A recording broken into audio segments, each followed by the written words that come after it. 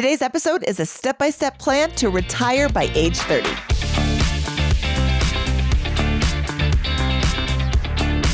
Hello, and welcome to the BiggerPockets Money podcast. My name is Mindy Jensen, and with me, as always, is my set for life co-host, Scott Trench. Hey, Mindy, great to be here. Living the dream, right? Dominate life, money, and the American dream. I'm super excited for today's episode. This is going to be a presentation. This is a lot of the lessons from Set for Life packaged here for 2026. And it's, hey, how does a median income earner, let's create a persona, this person who's 22 years old, just getting started in life, no assets, no debt, has the privileged position starting with a blank slate, and that median income, how do we help them have a realistic shot to get set for life, financially free by age 30?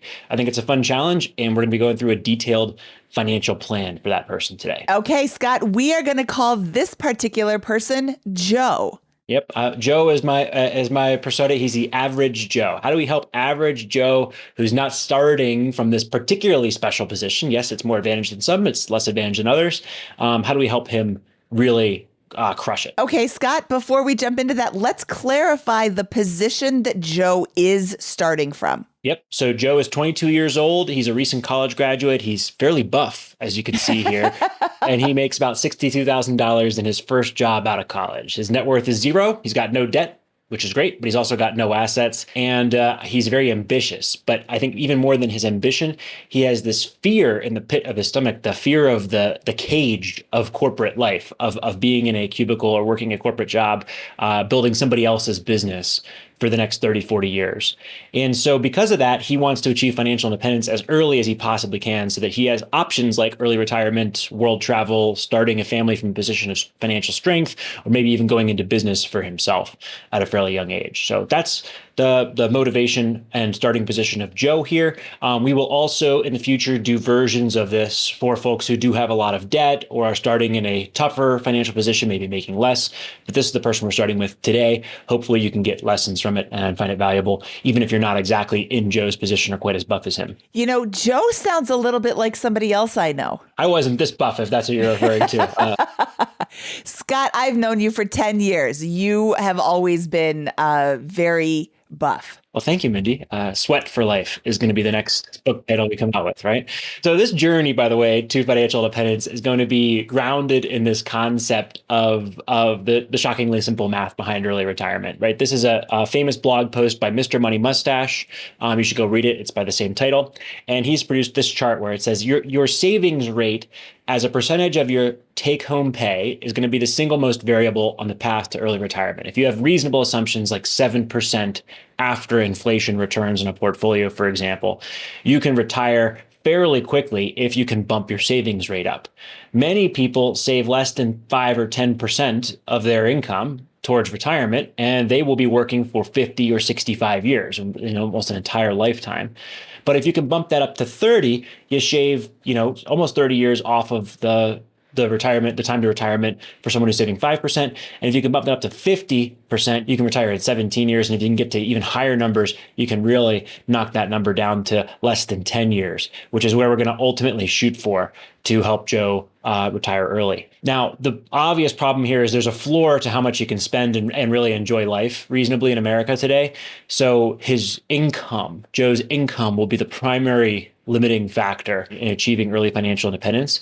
But if we can keep our spending low and ramp that income, which we're going to talk about today, we can get there fairly quickly here. So the plan is going to optimize for spending as little as possible, increasing income as much as possible, and assuming average investment returns on accumulated savings. So that's going to be the groundings of this plan. So Scott, this shockingly simple math behind retirement is like straightforward. Math doesn't lie, maths out, et cetera. But you gave a similar presentation to our coworkers at BiggerPockets multiple years ago. And there was a comment from one of them that really stuck in my mind.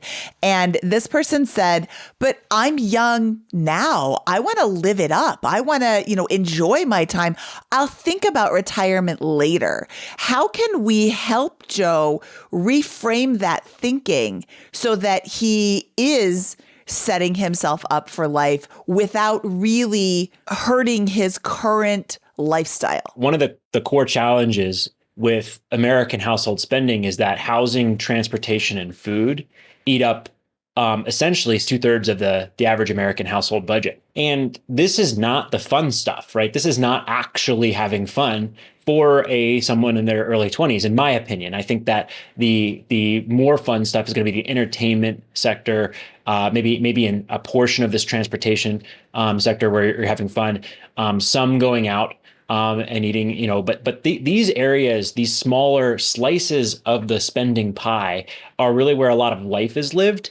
And if you can just control the costs for where you put your head at night, what you drive, or how you get around on a day-to-day basis, and make most of your food most of the time when it doesn't matter, like packing a lunch to work, making your own breakfast, making your own dinner, when you're not going out with friends, for example, you can really get ahead. You can make major progress over the average American. And when I was, in my early 20s, that's what I did. I lived with roommates the entire time. I drove a Corolla, paid off Toyota Corolla, and I made most of my food most of the time. And that allowed me to spend more than the average household on entertainment, fun, alcohol, carrying on downtown and frolicking around Denver. And so I think that's what where life is actually lived for a lot of people, is in those discretionary spending categories. And I'd actually encourage you to spend a little more in those categories than the average. Just control the big three. So that's going to be the big one there. And I don't think I missed out on much of life at all. I think I had just as much fun as friends who spent twice or even more than what I was spending at that point in time. Scott, I want to call attention to our past episode number 6, Going in the Wayback Machine, where Sarah Wilson paid off $30,000 in debt in 3 years. And the way she did it was by not going out and spending money. She was really hyper focused on paying off this debt because she was also only making $30,000 a year at that time. And one of the things she did was have friends over, have like potlucks at her house. So she's still getting the social aspect while not spending the money. So I thought that was a really interesting way for a younger person to be thinking about her debt and thinking about her debt payoff. And I just want to encourage people, yes, go out and have fun, but also not everything has to be a spend money on it endeavor. Like another thing, I like to ski, right? Well, in Colorado, an Epic Pass was like $600 at the time, right? And I got some used skis, some boots, and I went all the time to go skiing. And it was just not, it was not an issue to not have fun during this period.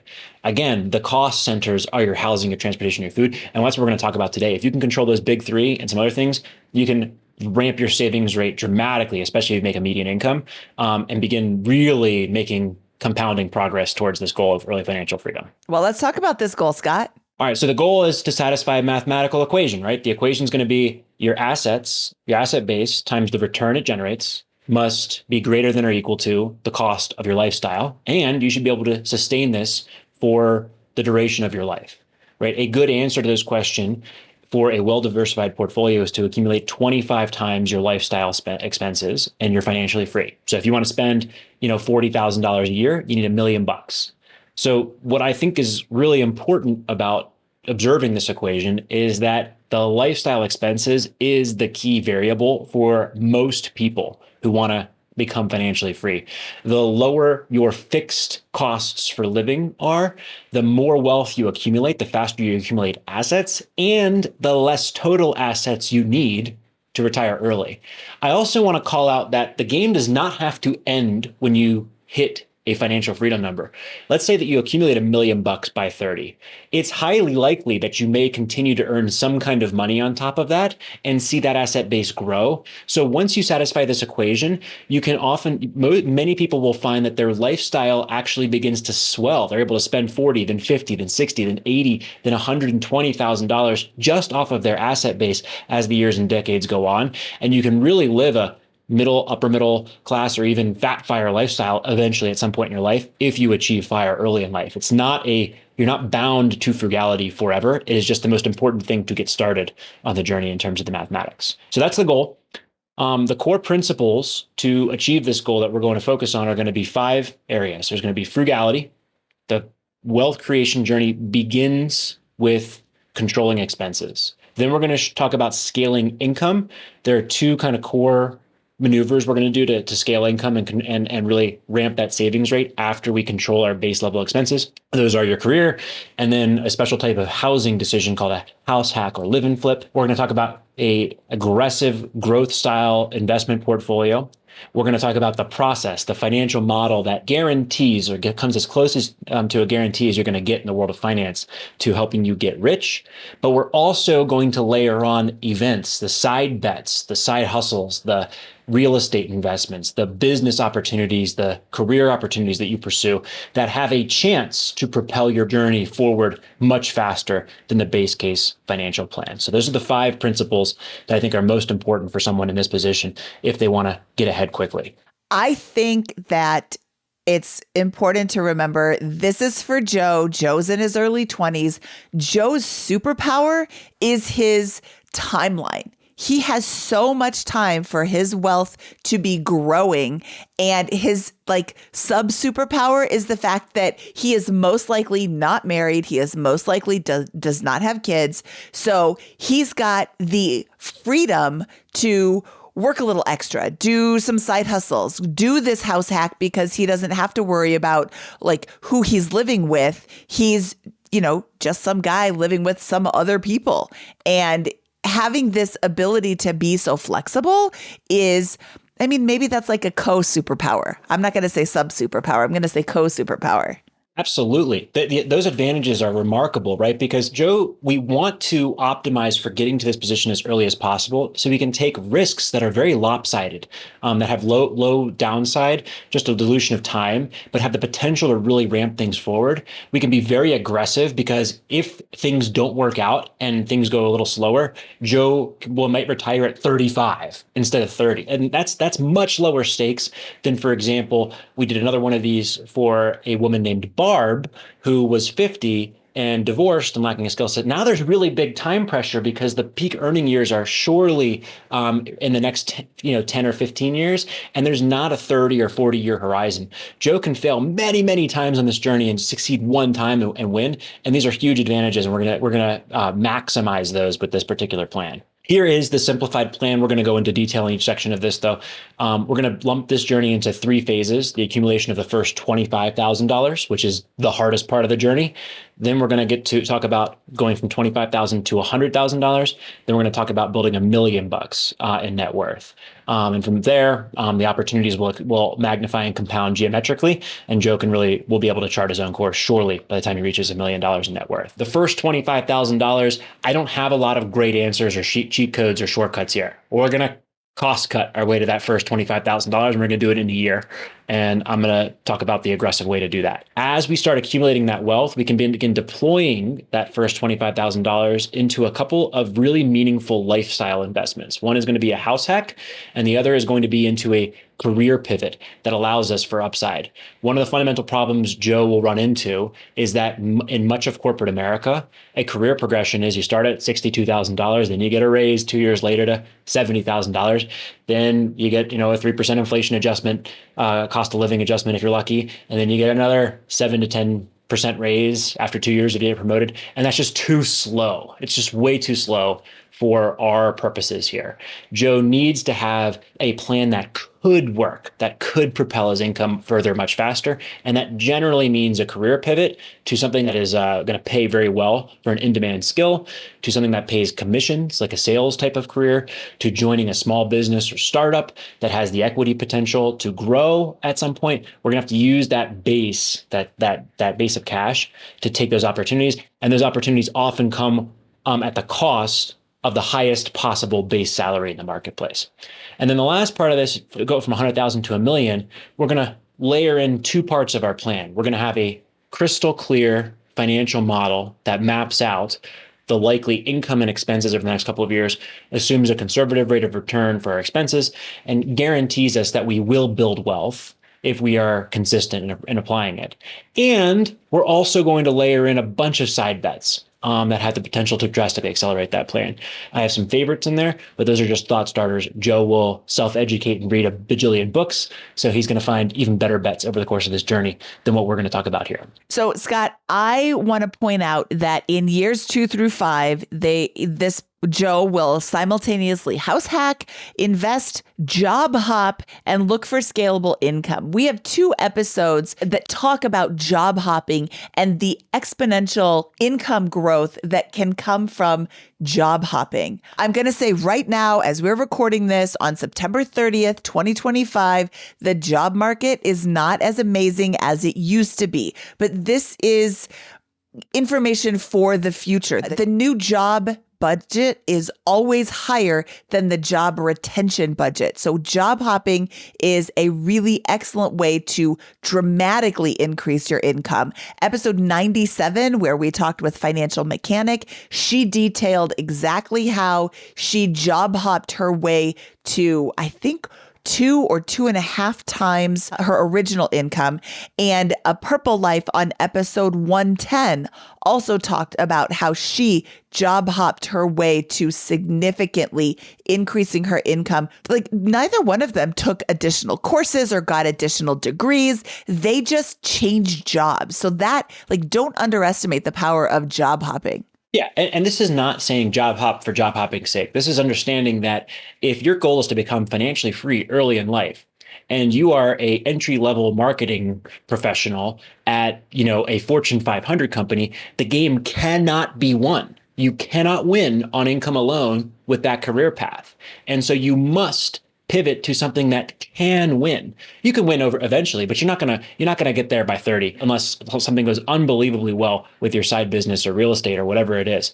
But that's what I'm saying is Joe is going to pivot to a career that could win at some point. And that may take 1, it may take 3, it may take no job hops from where he's at currently, but he's going to be open to it because he's built that base of cash. So let's get into the plan, right? Let's go into detail on this first $25,000, right? Again, this is the hardest, right? Most people never get over this hump and they never build the liquidity early in life. And so they just fall into something and they sit there for decades. And that's what we're trying to avoid here for Joe. To do this, like I mentioned earlier, we're going to control the big 3: housing, transportation, and food. Right? This is a financial analysis. It's remarkably easy. This is average household spending for 1-person households. This is 2 years from 2 years ago. The new data will be released in the end of 2026 for the survey here. So we'll be able to update that. You can adjust this up a little bit, but it's about $43,000 per year that the average 1-person household in America spends per year, which of course Joe will be in there, right? And the themes here are housing. Joe, just live like a college student for a few more years. Get a roommate. You can get a room in Denver, Colorado for $700 to $1,000, depending on how nice you want it to be, in a nice spot, right? No issue there. Housing does not have to be the killer for your financials if you get a roommate. Too many people ignore that. They want to live alone. You want to live alone, you won't be getting financially free anytime soon. That's totally fine. But if you want to become financially free, get a roommate, at least for that first few years. Your car, purchase something that's 8 to 12 years old, an economy vehicle, or even better, go without a car entirely and bike or walk to work. Many cities around the country are very bikeable. I did this for years here in Denver personally. Food, prepare most of your meals most of the time with healthy food purchased from reasonable grocery stores, right? It's that simple. Don't forego eating out with friends or having, or spending time and nurturing relationships, but don't be ordering takeout on your own, and don't go out to eat alone. Don't go to the breakfast spot in the morning before work. Just make those at home and you're going to be so far ahead and you're not going to miss out on life. For insurance, this is a nuance for the 22-year-old. Joe will only be paying for insurance for transportation and healthcare, most likely. We do not need this $4,000 a month expenditure on personal insurance and pensions that the average American household does, because Joe has no dependents at 22. So he needs at most a very simple life insurance policy to cover funeral costs if he should pass away in an untimely manner. But I didn't even have that when I was 22 through 26, 27, when I guess when I got married in my 30s. With regards to insurance, you are saying here, use high deductible plans for insurance policies. I want to give Joe a little bit of a caveat with that. If your high deductible plan on your car is a $5,000 deductible and you don't have $5,000, maybe go with the lower deductible while you're saving that up. That's the kind of thing that could really derail your finances if all of a sudden, like maybe biking isn't an option for him. He's too far away from his job or it's too cold or whatever, and he does need a vehicle. Having a high deductible plan, having an accident, and then not being able to replace the car because you don't have the $5,000 or fix the car if it's not totaled could be an issue. So ease yourself into these high deductible plans, but definitely go into these insurance policies with the idea that you are going to raise it to a high deductible plan. Just because once you have that deductible, the equivalent of the deductible sitting there in your emergency fund or sitting there in your high deductible fund, that's going to give you a lot more freedom and your monthly outlay is going to be a lot less. I'll disagree with you very respectfully here, right? So if this was presentation for Sam, who wants to, do all the right things and get set up to fund his retirement accounts by 65, I totally agree with you. But Joe is not messing around. Joe is going to get financially free by 30, come hell or high water, and he's going to figure it out. And that's why he's watching this. And Joe is going to save $30,000, $30,000 in this first year, or $2,500 to $3,000 a month. And so that $5,000 deductible, even if he has to pay it in the first week and get super unlucky, he's going to pay it back in 2 months and get right back on the wagon moving forward. So, and these deductibles are not that high for someone who saves as much as Joe. So I'd say start out the gate and play the odds on this one. And if you get really unlucky, you get really unlucky. I did this right out the gate. And I think that if you're serious about getting ahead and you're not going to pretend like you're going to get ahead and you're going to actually cut your cost and accumulate real cold hard cash, then go with the high deductible plans. Agree to disagree. And Joe, now we've presented two different sides and Joe can choose which one he wants to do. There you go. And then for the fun budget, I'm going to double Joe's fun budget. I think that he can spend twice as much as the average American on entertainment. Joe's 22. Joe should enjoy life. Make sure he lives somewhere that he's enjoying where he lives. He's making friends. He's going out. He's enjoying, traveling, if it's to the mountains or to the beach or whatever it is that is local to where he's doing that. He's taking full advantage of that because you're only in your 20s once. And this is really where life is lived. It's not lived in a 1-bedroom solo apartment versus a master bedroom shared with 2 or 3 roommates for the first year. I will agree with that because exercising your spending muscle, learning to spend is something that has been very difficult for me. And I am still learning this because I have had a lifelong relationship with frugality and fairly extreme frugality, like cheapness, and it's unnecessary. Yeah, this is not blow 10 grand a year on, nightclubs or whatever. This is have good, responsible fun going around and do what you need to do here with this. This is your unlimited natty light budget, not your Grey Goose budget. Yeah, the kids today don't even drink anymore, so whatever. So that's going to look like this, right? The average one-person household is going to spend about $46,000 a year. I think Joe can do this on $30,000 a year. I did this on about $7,000 or $8,000 less 10 years ago, so this is very similar to what I was doing, adjusted for inflation here in 2025, 2026. So, again, that biggest cost difference between him and the average person is going to be housing, because he's going to have roommates. Right? A roommate or roommates. The next biggest one is going to be transportation because he's going to drive a paid off Corolla from 10 years ago or a very cheap Corolla that has a very small loan for, $7,000 to $10,000. Then he's going to have a very cheap food budget because he's going to be making most of his food most of the time. And he's actually going to spend more on entertainment than the average American. I have everything else the same except for personal insurance and pensions, where I'm going to have Joe spend very little because he has no dependents here at this point, and all of the additional savings can go into the bucket. $16,000 is amazing. And I want to calm down all the people who are like, there's no way you could do this. Okay, maybe it's not $16,000 that you're saving. Maybe it's only 14. Maybe it's only 10. Maybe it's only 8. It's still less than the average. And that money is going somewhere. Tell me it's impossible. I did this. Well, and that's the thing. Live like no one else now so you can live like no one else later, to quote Uncle Dave. But also, this isn't impossible. This is absolutely possible if you do it on purpose. And it's absolutely possible to spend all $46,603 of the average one-person household and more if you aren't paying attention to your money. You need to be conscious of where your money's going. And you don't have to track every single penny, although it's a great habit to get into so you know where your money's going and it's going there on purpose. But you need to be conscious of where your money's going. That's the bottom line here. All right. Joe has the option, and I encourage him to do this, to supplement that frugality with side hustles or investments in his career growth. So there's kind of two buckets. There's two themes that he can explore here, right? One is he can just work hourly, right? That's Uber driving, bartending, freelance work, cleaning or landscaping work, tutoring, working events or seasonal projects or something like that.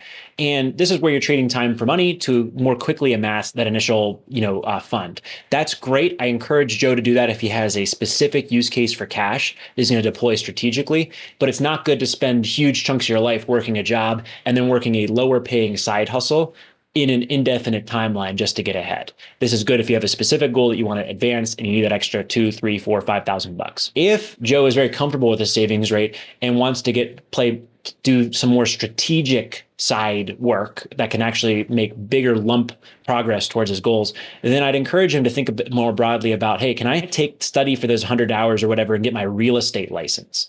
Can I get an insurance or lender or financial planning license while I'm working my job? Can I become a notary?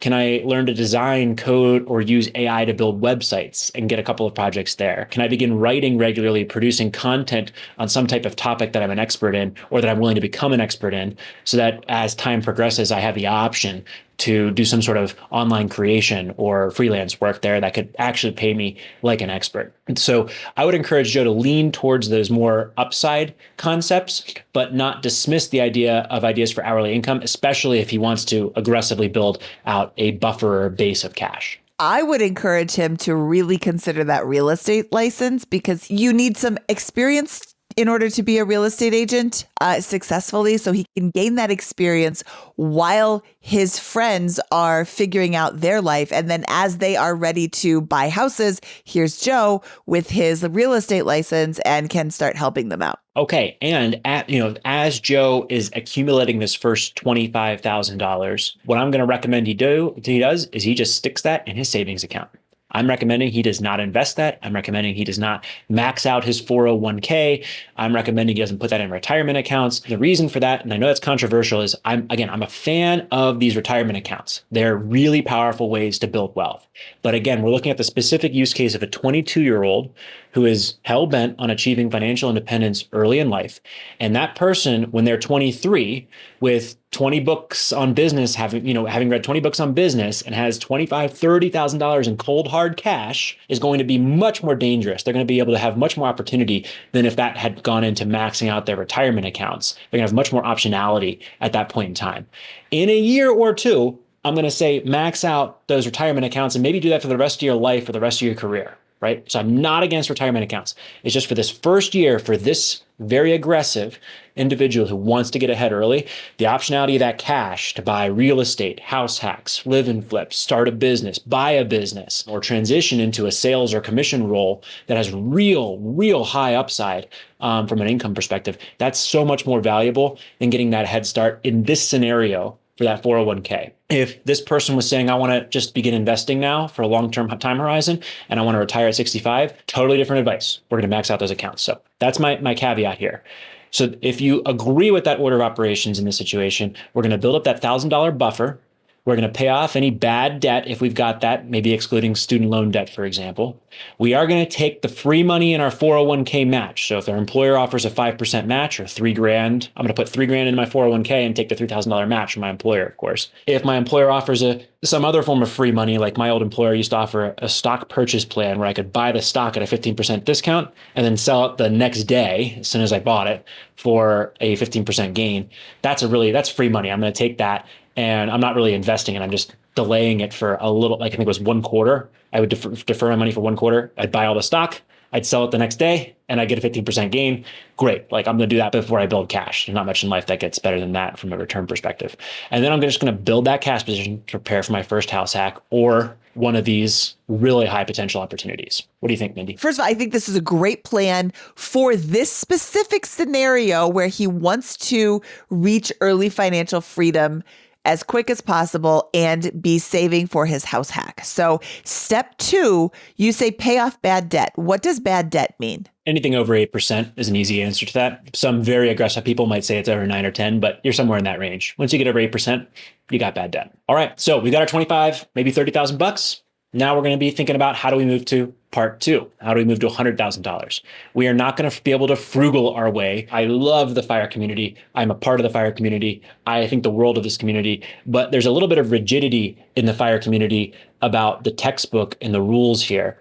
And a valid criticism that some people have of the FIRE community, in my view, is that they try to frugal their way to financial independence. And it's just not efficient to focus on frugality for this extended period of time as the main driver. Frugality is important. We're going to keep our expenses low, but now it's time to layer in real bets on income generation and some side bets that can potentially move our position forward much faster. And that's what we're going to do here. Frugality is the first lever, but it is not the most important one over the long term. The most important one over the long term is income and the side bets that we make that can drastically propel our position forward. Yes. So I think that frugality gets confused with being conscious about your money. And I would encourage Joe and everybody who is following the same path with Joe to just be aware of where your money's going. You don't have to be hyper frugal and, eat in all the time. Just consciously realize that I am going to eat out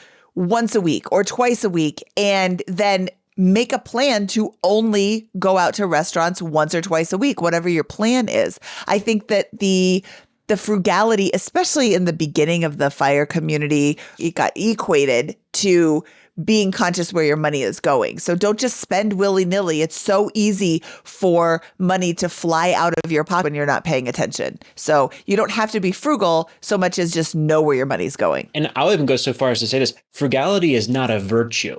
Frugality is a lever in the financial journey. And once you start prescribing it to being a virtue, a part of your identity, I think that's where you've gone too far. And we're going to be frugal because freedom and optionality is so much more important than the stuff we buy. But the goal is not to be frugal forever. The goal is to live the best life that we can. And we're pursuing financial independence to live the best life that we can. With that said, the largest expense in Joe's life still, even with roommates, is going to be housing. If we can eliminate the housing expense and get that cost to zero or very close to it, we can dramatically accelerate our wealth accumulation for the next several years. And the way to do that is with this special type of purchase called the house hack, right? The house hack is simply buying a house with extra bedrooms, or a duplex or a triplex or quadplex, a 2 to 4 unit property, and renting out the other units or bedrooms. And you're living the exact same lifestyle, right? You're living with roommates before. Now you're still living with roommates or tenants. They're just paying you the money, and that can offset or entirely pay for the mortgage costs plus some. This was very hard to do with a positive spread for the last couple of years. And in the latest couple of months, in some markets, like here in Denver, that's begun to really open up to my observation, where you can actually, I think, live for free again if you make a really smart purchase and look hard. This is a big decision. Joe is not going to just buy a random house and live in it. Joe is going to become an expert as a real estate investor, read a bunch of books, meet with a bunch of agents, look at a bunch of properties, and make a very calculated decision for this house hack. A property that he's not going to mind living in, has a very good shot at providing more rent than the mortgage and other costs to manage the property. He's not going to forget about things like vacancy expense or maintenance or capex. He's not going to forget about taxes, insurance as part of the P&I payment. But he's going to make those decisions. He's going to buy one of the very best properties in his area, and that property is going to make sense as a long-term rental after he moves out of that property. So he's going to take this house, live for free, and in a few years have a cash flowing real estate investment. And then do something with very high probability.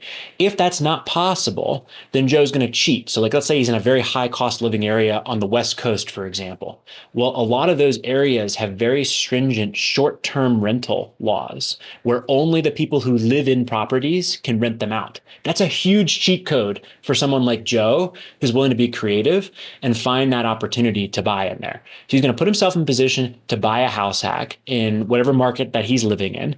He's going to save up cash to make sure that he has that optionality. He's going to fix up the place or be willing to do some of that work, and he's going to put himself in a position to live for free.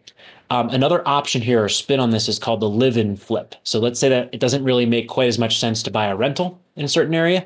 Well, Joe can buy a property that needs a lot of work, and over the next 1 to 2 years, fix that up on his nights and weekends. That's his side hustle now. And then at the end of those 2 years, he can sell that property for a gain. And for many people, the entirety of that cap gain, in Joe's case as a single individual, up to $250,000 can be tax-free as long as he's lived in it for 2 of the last 5 years when he sells it. Yeah, Scott, I want to make a couple of points. I want to just highlight what you said before. He is going to buy the best property in his area that he can. It is difficult to entice people to live in your house when it is a super dump. You're also not going to make as much money in rent as you could if you were in a better location or you were not in such a great location. Like, don't buy the house next to the gas station. Don't buy the house on the busy street. Buy the house that you can consistently rent out because you don't want vacancy. You want rent money every month. And with regards to the live-in flip, know your limitations on the projects that you can do. But you can combine the house hack and the live-in flip where you have a rental that needs a little bit of work or even needs a lot of work, but is still habitable. And then you rent it out to people that are handy and you ask them to help you with these projects and you pay them. You don't take it off the rent. You want to receive the rent and then pay for the projects. And the reason you want to do this is your live-in flip is tax-free if you live in there for 2 of the last 5 years, up to $250,000, but your expenses count towards your cost basis. So if you are paying somebody to do the work, then that's an expense that you can take. So maybe you hit an amazing real estate market and you have $350,000 in gains, you would be paying taxes on that $100,000. But if you put in $100,000 to make the house the way it is, then that's reducing and now you're paying no capital gains. This is not a move everyone can make, but it's a move that Joe should be asking, how do I make this work? Because unless Joe has some superstar career opportunity, like if you're an investment banker and you have a path to making $1 million a year, don't house hack, right? Focus on making $1 million a year and you're probably very expensive market, live close to the office, which is going to be really expensive in downtown Manhattan or LA or wherever you are, and go after that. But for the median income earner who is trying to figure out ways to get ahead here, this is going to be an incredibly powerful move. And Joe needs to figure out how to put himself in position to take advantage of, to turn his housing, which is his biggest anchor on his journey to financial independence, to his biggest propellant on the journey to financial independence. There's a lot of ways to do this. The simplest is buying a multifamily property and offsetting most or all of the mortgage payment if you can. But if that's not feasible, we got to get creative. Right? The answer is, how do I do this? And if the answer is, I live in San Francisco, LA, New York, or some place where this is totally out of reach for now, then you better be having paths to make a lot more money in those areas if you want to get financially independent, because that's the advantage of those places is they have better income opportunities. So you don't have to house hack. Pursue those. If you can make $300,000 a year in San Francisco or whatever within the next couple of years, then that's worth the opportunity cost of not being able to house hack. Just rent somewhere cheap with roommates. But this is a path for much of the country that's very powerful. Aside from house hacking, Joe is going to dramatically improve his skill set, right? In the end, we've talked about frugality, we've talked about house hacking, but your journey is going to boil down to how much income you can generate. There's no guarantees for how to increase your income. Let's start with that, right? When you control your spending and you don't buy a $15 beer at the ball game, you guarantee that you've saved $15. It's a guarantee, right? You just know you're going to keep it. There is no guarantee for how to increase income that I'm aware of. These are only probabilistic bets that we're going to make. The best probabilistic bet to increase your income is to become more knowledgeable. Joe should read a book every single week. Just plop it in Audible, on an earbud in Audible, put it at 1.5, 2 times speed, and consume a book on business, then one on personal finance, then one on self-development and goal setting, then one on economic theory, then one on psychology, then one on how to have a good conversation, then read How to Win Friends and Influence People. Just go after it, one after another. You read 25 or 50 books and you work hard at your job, you will get promotions and raises, and you will get opportunities, and you will see the answers, right? If you read 5 books on management, you're going to be more knowledgeable than most managers are on how to manage people. And that's going to shine through eventually for you. It may take you a little longer than you want. It may go rapidly, but this is a cheat code to getting ahead in the workplace. The next is going to be networking. Opportunities are created when you network. There's no opportunity that's going to present itself if you're at home playing video games on Tuesday night, right? Drinking 2 beers, 3 beers, whatever it is, right? The opportunity is going to be presented when you go to the happy hour for the Denver startup or whatever it is, right? Or when you go out there and ask ask a colleague out for coffee and ask them about their career and the history of this particular division of the business. You do that enough times, 70, 80% of them are going to be a complete waste. They're not going to go anywhere. The other 20% are going to provide weird opportunities for you that you wouldn't have foreseen otherwise. But you have to keep putting yourself out there over and over and over and over again, asking how you can add value to people. And eventually that comes back to you in unpredictable ways. And the last is going to be intentional skill development, right? It's not enough to just passively absorb information and network. You also got to develop some hard skills that do translate. Like, think about this as your toolkit, right? When I was CEO of BiggerPockets, I thought about my CEO toolkit. What is a strategic plan? What does a board deck look like? What does a delegation of authority, who makes what decisions, look like? What is a good performance management process, including a performance review, look like? But Joe should develop the skills that are relevant to his world, whether that's learning a new programming language, whether that's getting one of those licenses we talked about earlier. But there's got to be some process on a reasonable periodic basis of developing these hard skills. You do those 3 things, your income will increase, and it will increase much, much faster than the average person's. I think this is great. I want to encourage Joe to talk to his boss, have some conversations with your manager about what it is they're looking for and how you can get promoted. Because nobody else is doing this. First of all, your boss is going to give you an idea of what it is you're supposed to be doing. It might not be what you think you're supposed to be doing. Just having that knowledge is going to help him when it comes time for a review. But also, Joe, keep track of all of your accomplishments. It feels a little braggy to keep a spreadsheet or like a scorecard. Oh, I did this. I did this. Keep track of that. And anytime anybody emails you, hey, Joe, job well done. Thank you so much. You were so helpful, whatever.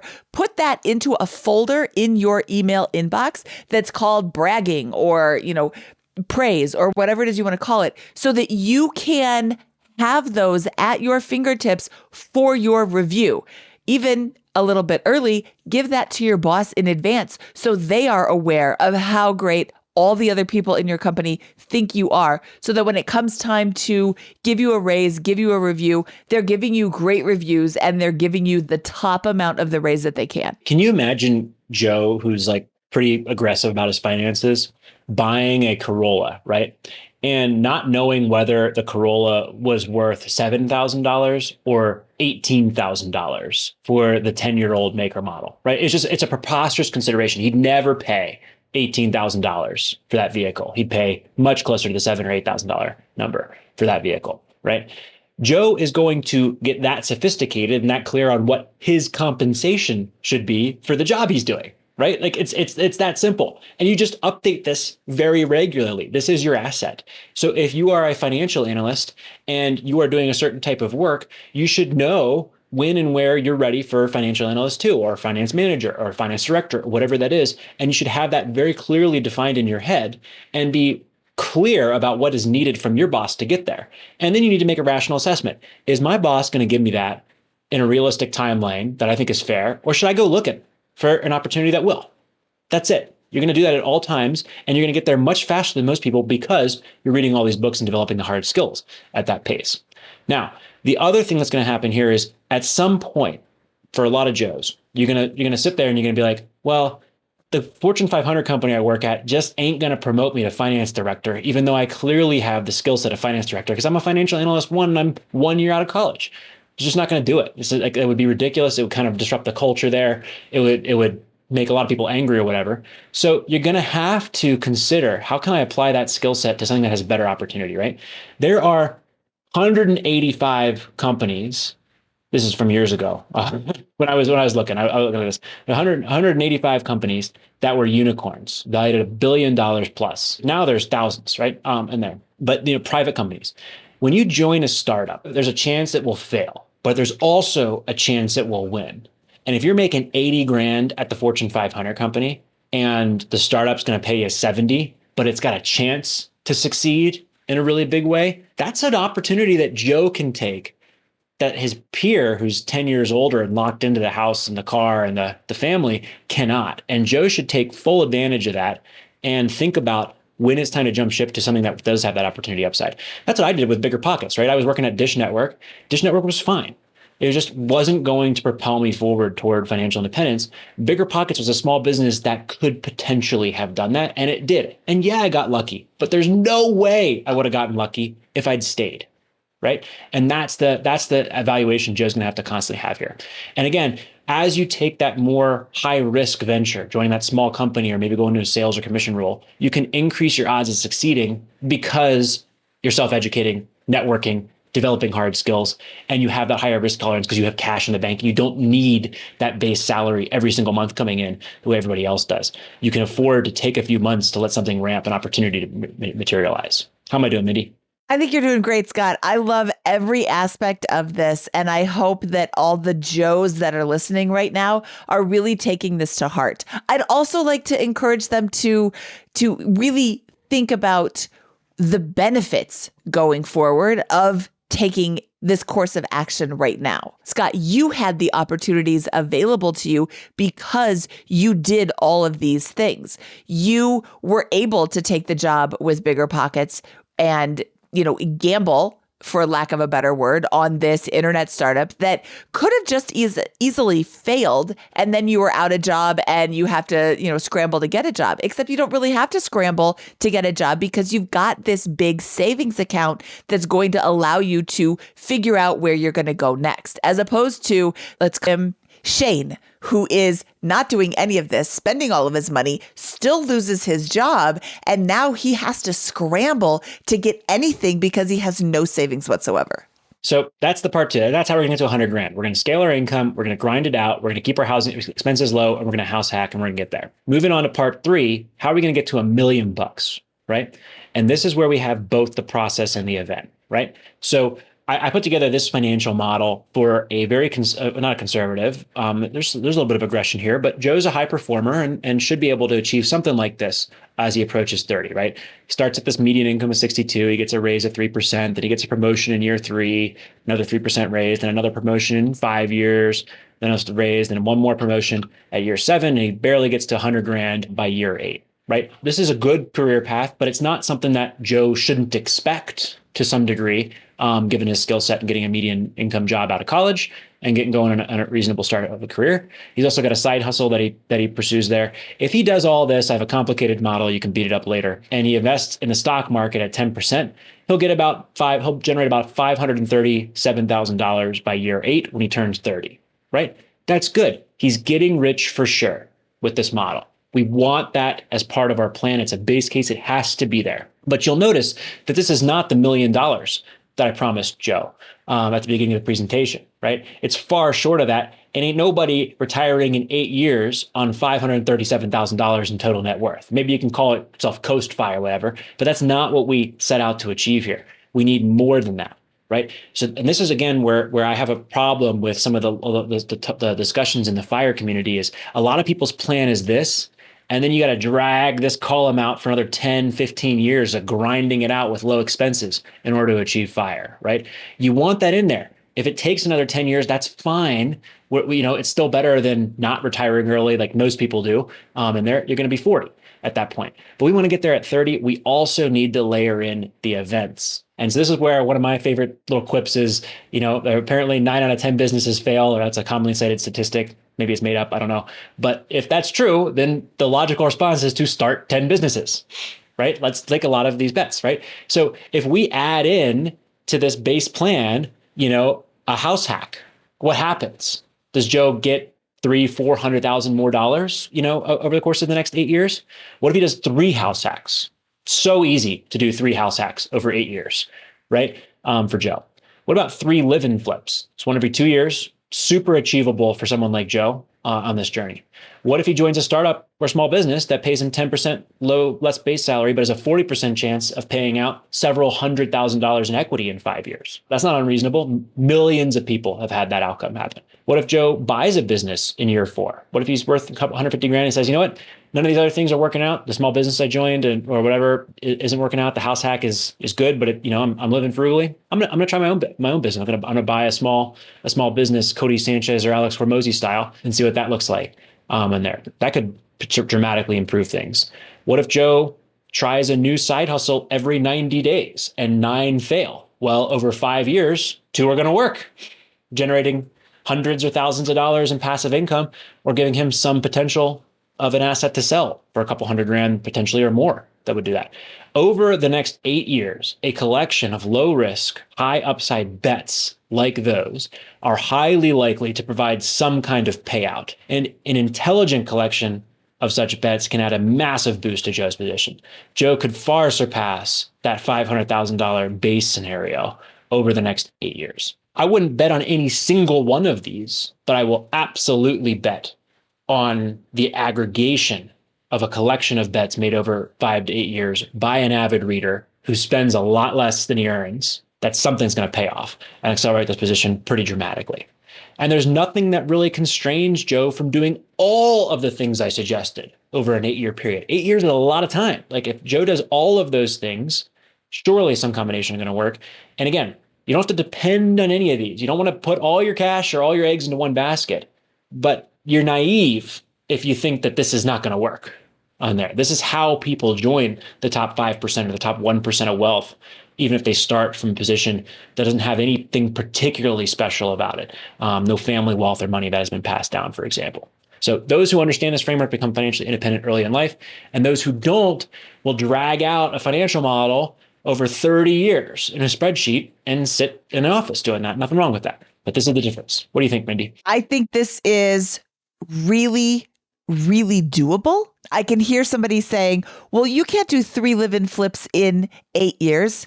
Yes, you can. I've done it myself. I know that you absolutely can do it. It's a lot of work, but Joe is trying to take his, a 40-year career and cram it down into 8. So yeah, you're going to have a little bit more work to do. That's it, right? You want to try early, you're going to have to do something different. That's it. That's the difference, right? It's low cost of living and a more aggressive base case than most, and a collection of side bets. And I'll tell you what, you can have just as much fun doing these things, right? When you have a house hack, guess what? You don't have a landlord. So you don't have a lease. You can move whenever you want after that first year commitment from the mortgage, and you can throw as many parties as you want in your house, and no landlord is going to call you complaining about it, right?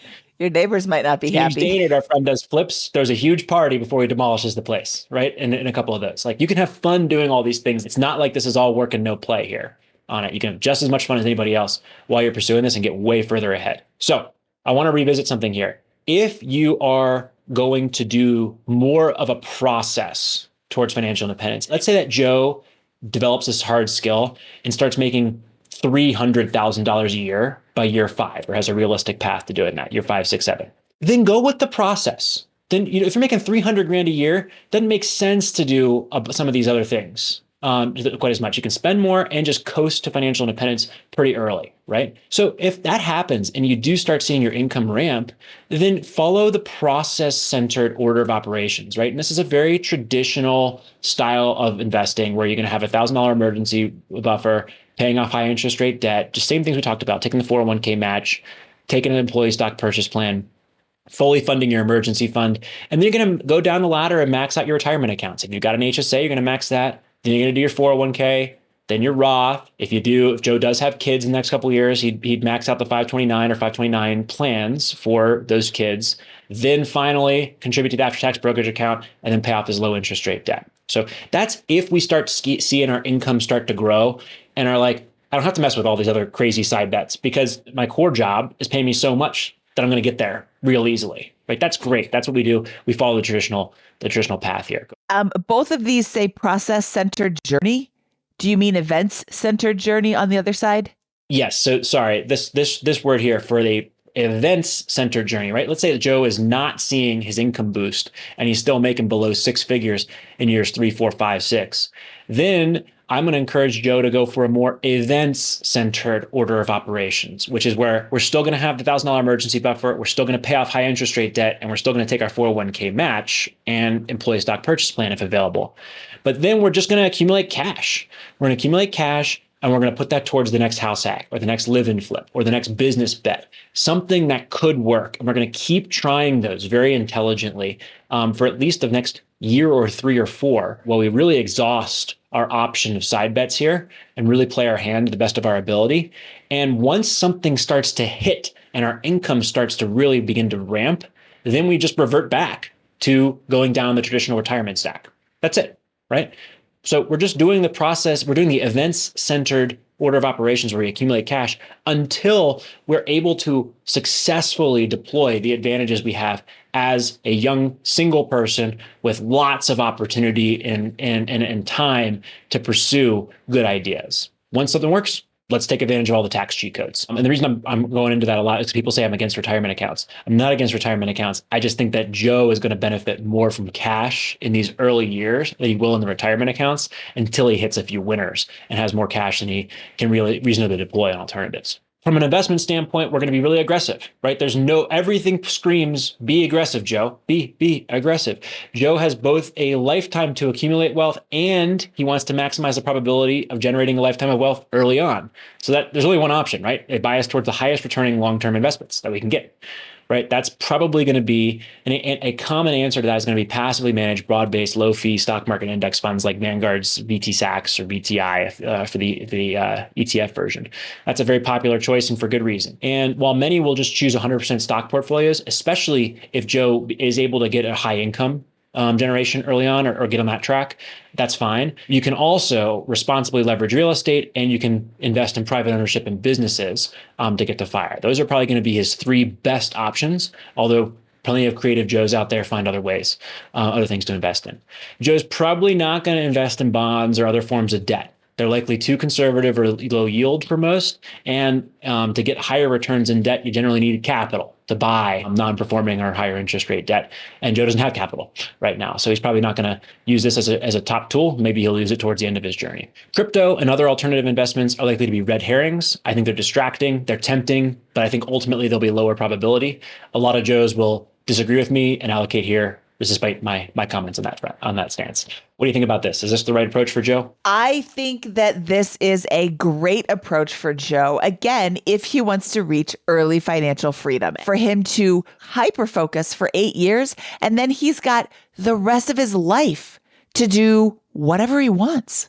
Yep, pretty good. Just in case he's wondering, right? Joe's probably watching this and he's not 80% of the way to his FIRE number, but if he is, and he's getting there and he's coming back and looking at this, you're going to remain aggressively invested until you're about 80% of the way to your number. So let's say you had $1 million FIRE number, when you're hit $800,000, you'd pivot from this very aggressive phase 1 portfolio to a more conservative retirement ready portfolio. And that a retirement ready portfolio might look something like the risk parity portfolio that we did recently with Frank Vasquez, where we have stocks, bonds, alternatives, managed futures, and some international exposure.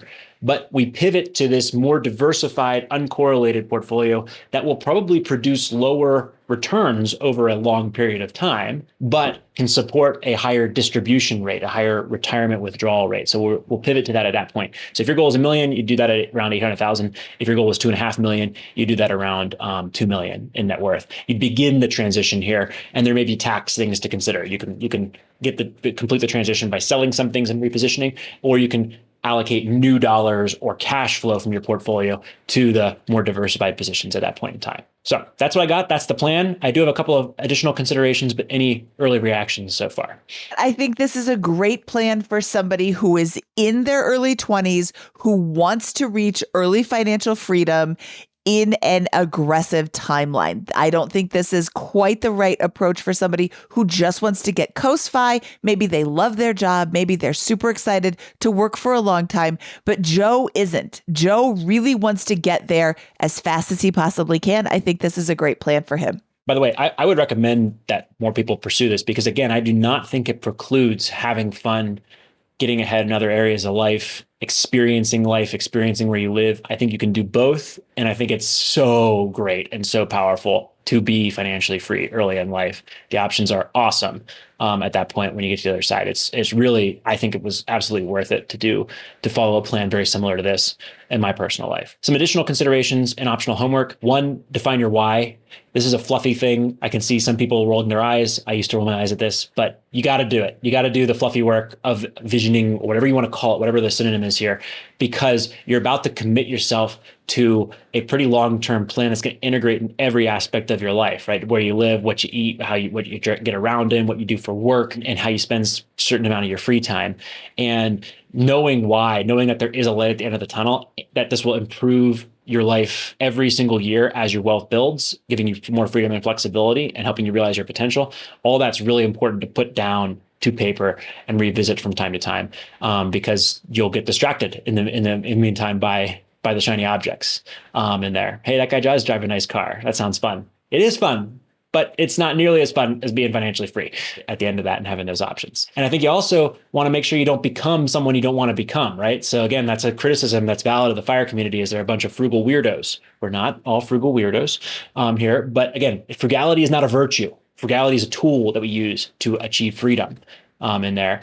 And freedom is worth more than many material goods. But if you have the means, there's no reason not to also enjoy the material abundance that this world offers these days. Next up, I would suggest you get a system for planning your year, quarter, week, month, and day. I've used this book called Living Your Best Year Ever from Darren Hardy. Love Darren Hardy. Love this book. I have no affiliation with him whatsoever, but I've filled out this book every year for about 10 years now. And I plan out my annual goals, my quarterly goals, and every week I have a little log here that says, here are my top 3 goals, what I need to do for those top 3 goals this week, and my habits that I want to pursue. I'm not perfect about achieving all the things in my log. I'm not even perfect about filling it out every single week. But boy, does a pretty high level of consistency at this simple act of planning my week make an enormous difference over time. I never go months not progressing on the most obvious ways to get ahead on my key goals. So whatever you choose, there's cheap ones like this. I've never used a Life Designer. You don't have to use Living Your Best Year Ever or anything, but pick something that is a system that you can stick with. And you do that, it's going to make an enormous difference in your life. Don't have more than one goal be financial as well, right? Something's got to be whatever else you prioritize: spiritual, relationships, health, business, whatever it is that your impact, whatever you're looking to do, make only one of those financial during this journey. I love it. Next homework assignment is measure and track. You got to create a PFS, a personal financial statement.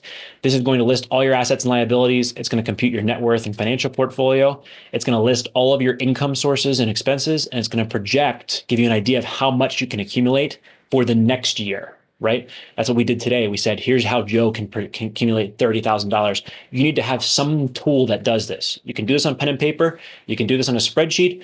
But if you're 22, you're almost certainly going to be using a professional app. And our favorite of those is Monarch Money. They are a sponsor of BiggerPockets Money. They're also the tool that I've used for years, long before they became a sponsor of BiggerPockets Money. Mindy shows you how to set that up with her personal net worth, several million bucks on there on a recent video, which was pretty cool. And we have a deal with them where if you use the code POCKETS, you get 50% off the first year, which is $99. So 50% off $99 for that first year if you use the code POCKETS.